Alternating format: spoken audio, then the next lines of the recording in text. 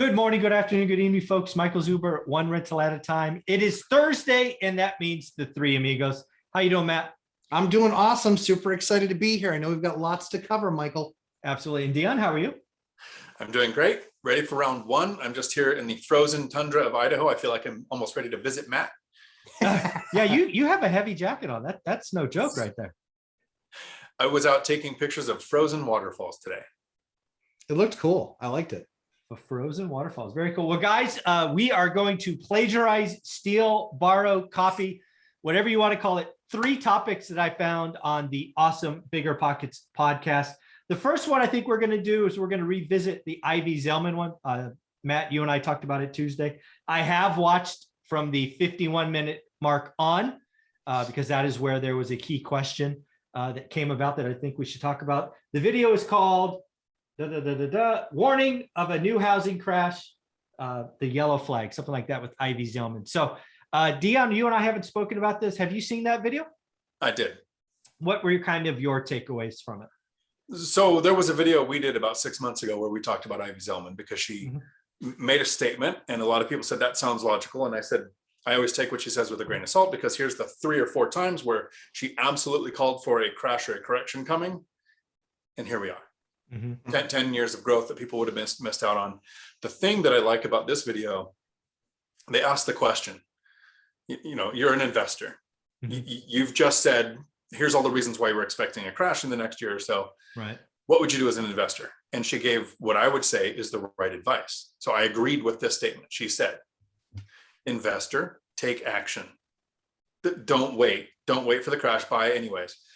Then she said, home buyer, maybe don't buy. And she didn't really quite give the reasons, but I have kind of the same opinion because home buyers, when there's that hope for a crash, so you could buy on sale. Right now, if they're going to take action, the only way to really get a deal as a home buyer is to either overpay, go for an adjustable rate mortgage so you can keep your payment down, and or settle. Yeah. So I think investors, time in the market always beats timing it. And even if there is a crash or a correction, buy and hold investors, we're not going to see rents dip because of the crash of the prices of houses go down. Prices of houses and owners' expenses don't set rents. Yeah.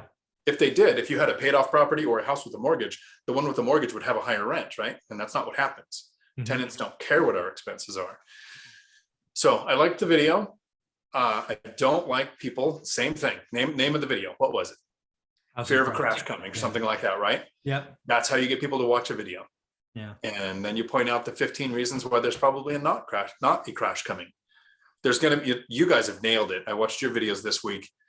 If you're in the lending business, develop a side hustle because prices are going to go up. Agents will make better commissions on many less deals. Yeah. Matt, so we did a video on it. There's been a couple of days since. Any thoughts or extras since we talked? No, I mean, I think, I think that, so Ivy's a smart person, and she wasn't the only one to call the crash. They did a movie about the most famous guy to call the crash, Michael Burry, and then there were even guys like, I think it's Kevin Bass, who's also, he was famous for it too. So she was right. She was looking mostly at on the home builder side. I think that there's a lot of things that are different about what we're going through right now. And, the thing that I still think is when an analyst says they're no longer bullish on something, that means that they're not telling you to sell. They might be telling you to hold, but they're certainly not telling you to buy. Right. They're not telling you to buy. And so if that's the case, she stopped being bullish in early 2020, which means she missed out on a 30% market gain and significant rent increases and the lowest rates of all time. Exactly. Yeah. So if you listened in 2020, you are in a world of pain. Prices are up 20%. You missed lifetime low rates. You didn't do the work. Again, my 50-year spreadsheet, people don't like hearing this, but the math is true. Affordability in 2020 was best on record, and it blows people's mind. How can that be? Prices were higher than 2006. The math says based on the payments. And oh, by the way, wage increase. sorry, folks, if you were listening to somebody in 2020 about a housing crash, they were a moron. Yeah. Affordability on the 50-year spreadsheet, I think, was a 17 or, 17, which was the lowest, right? And it's just, it was a great time to buy. It was assuming you had a job, right? If you didn't have a job, you were laid off or whatever, of course not. Let's give that one caveat. But anybody who said buying real estate in 2020 was a moron. They were just wrong. Yeah. I mean, you got to own it. It is what it is. Lowest rates of all time. And, the market's appreciated over 20% since then. And it doesn't look like it's slowing down again anytime soon. I mean, if anything, it's going more hyperactive in the next 90 days, because like we talked about in that video, which we called, which was, 4 houses up and, 30 offers. Yeah. And now even stuff is hitting exactly the same thing. Something came on today that was interesting, and they've already got 5 offers on it. Yeah. Something hit the market yesterday that was way overpriced. And I talked to the agent. She's like, yeah, we think we're going to have 10 offers on it. Yeah. This is still with over 4 rates too. This is still with, 4.1, 4.05 rates. Yeah. So let's break it down. Again, I've said it and I mean it. Anybody who called for a housing crash in 2020 wasn't doing the work. Just, they were looking at a single metric and wrong. But let's talk about today, because, we were right in 2020, but who says we're going to be right today?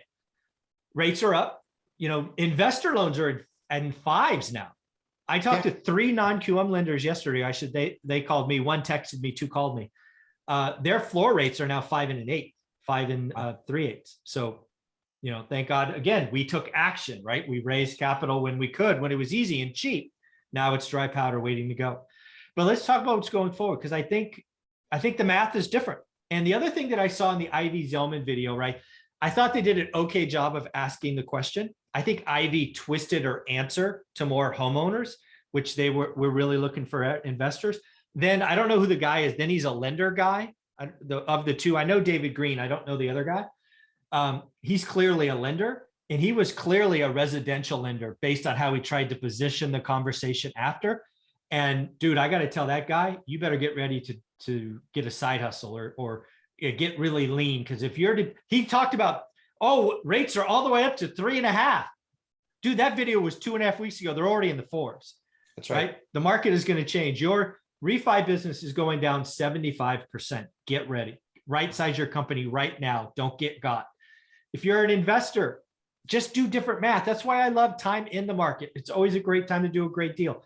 Change your numbers. Rates are in the 5s. Change them. And if the deal's bad, don't do the deal.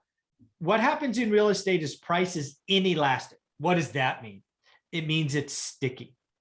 We are going to have an air gap. Jonathan Twomley and I talked about this big time in commercial, because commercial is about to get smacked. And it happened in 2008, 9. You guys all know what happened to residential real estate, right? My properties fell 75%. What you guys don't know is commercial had the same pain, except it was a lag. It was about a 12 or 18 month lag, because banks, it's a bigger loan. It's a bigger asset. They foreclosed differently. And, people just need to realize this is the time to do the work. This is the time to learn your market, because by the time we get to the summer, there'll be more deals. You're going to find motivated sellers, and it will get easier. Right now is the hardest time to find a great deal in my 21 years. That does not give you permission to do nothing. In fact, I would tell you, it gives you permission to do extra. Grow your network, do the extra things, do the extras now, so you are set up for the second half of the year. What do you think of that, Dion? So the importance of doing the work. This gives me a chance to do 2 things. Please remind me that there's a second if I forget. The first is to tell you thank you. In 2020, before the 3 Amigos became a thing, if we're watching YouTube and we have some large YouTube channels and people go on and talk about the crash, and those videos are the ones that get the views, Ken McElroy goes on and says there's going to be a 40% crash. So I'm sitting there at the beginning of 2020 thinking, this is a whole uncertain world. Prices are going up. I can't find the deals because prices are going up. But I watch your channel and you talk about, are you looking at rates and rents? So in 2020, I purchased a 4-plex and a triplex.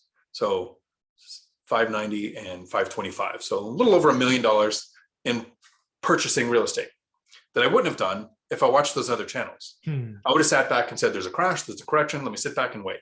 So, and then Matt pointed out earlier, we've had over 15% appreciation for 2 years. So that's 30% gains on over $1 million investment because I was doing the work and taking in the information that you were putting out. So going forward, don't do a bad deal. Never. But like you said, don't sit on the sidelines and not do something. Something will pop up. And look at rates, rents, all of the factors. I did a video a couple of weeks ago where I purchased a duplex for $298,000 in 2018. My friend purchased a duplex for $555,000. And then I used the math to explain that her deal was better. Her first year compared to my first year, she got almost a 17% return getting, and I got about a 10, a little over 10. My deal looks great now. So if you buy today, in 3 years, you're going to have that experience. But every time I see somebody talking about crash or correction and saying, don't take it, that's why I liked it at the end of the video when she said, okay, investors still take action, still look for those deals. That was like a redeeming moment. Yeah. And so the second thing I remembered, oh, wow, okay, I get a trophy. And then I forgot. No, the pain that's coming in multifamily. Here's the thing I haven't heard too many people talk about. Let's say you own a 4-plex and your neighbor owns a 20-plex. You both have mortgages, you're both cash flowing. Tomorrow, property values drop to zero, literally zero. If the person who owns the 4-plex has a job or has the rental income to make the mortgage, we don't care what the value is.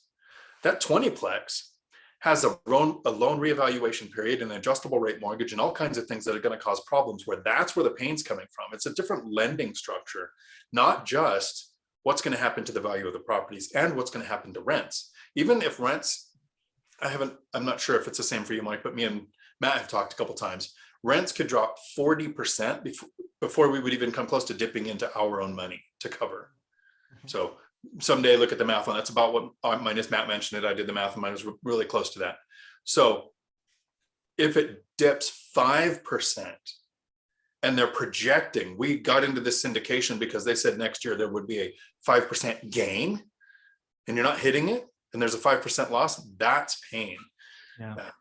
Yeah. The commercial pain that's coming is, it's going to be real. Again, I put some videos out with Jonathan Twomley today, who is a syndicator, and he plays in big units, right? Even bigger than the three of us own together, right? And he's like, yeah, I mean, if the Fed gets aggressive, raises 2 points by the end of the year, there's not only going to be deals that blow up that are in process, but there's so much bad lending in syndications today because they had to do bridge debt, 1-year IOs, because they're going to do a heavy lift, heavy value add, and bad assumptions. Jonathan's like, it's coming. It'll be more delayed than residential, but yeah, I don't care if my 4-plexes or tries go under because it's 30-year fixed rate debt. They can't take it back by value. Commercial properties have the values, debt service, actuals, appraised value. There's so many ways that they can take back or change the operator. It's coming. It's going to be bad. So Matt, what are you thinking? Yeah, I mean, I think, one of the things that I'm now strongly considering is that I've got 4 years of commercial debt, I have 4 on 3 of my loans, 4 years left. So it was rate and term. Yep. So I redid them in the last year. So I've got 4 years left. The penalty was way too large to pay. It was like, it would be close to $100,000 to write the check. And so I looked at it and I said, all right, well, I guess we're going to have to ride it out for 4 years. My only option, because I'm not going to write a $100,000 check. Now, what I will do is I will actually pay those loans down faster. Exactly. You'll prepare for it. I'll spend 4 years paying those loans down faster, putting a significant amount of that profit right back into that building. Exactly. And that way, when that term comes up, when that's over, I'll probably only owe half on my original balance. There you go. So that's what my mitigation plan is, because Smart. I said, I think that puts me in a much better spot than writing a check for $100,000 to get fixed rate debt. Yeah, totally love it. So again, guys, there's no crash coming in residential. I think there is certainly a correction in I'll dare say it, a crash coming in commercial. Cap rates are going to change. I think rents are going to be a lot softer in years to come than people think. And oh, by the way, inflation will take taxes and insurance going up. Then you'll have different rate, and a refi is less LTV. You'll have banks be more conservative. There's just all kinds of bad dominoes falling in the commercial space, which makes me very excited to keep adding residential units. So Dion, how can people find you? Right here on YouTube, Dion Talk Financial Freedom. Live streams are Tuesday afternoons, 4 p.m., even when I'm in Idaho. Even when I'm in Idaho. And Matt, how about you? Lumberjack Landlord on YouTube tonight, Mr. and Mrs. Lumberjack at 8 p.m. Eastern time, and then at Lumberjack Landlord on Instagram. Very Daily landlording. There you go, guys. Thanks again.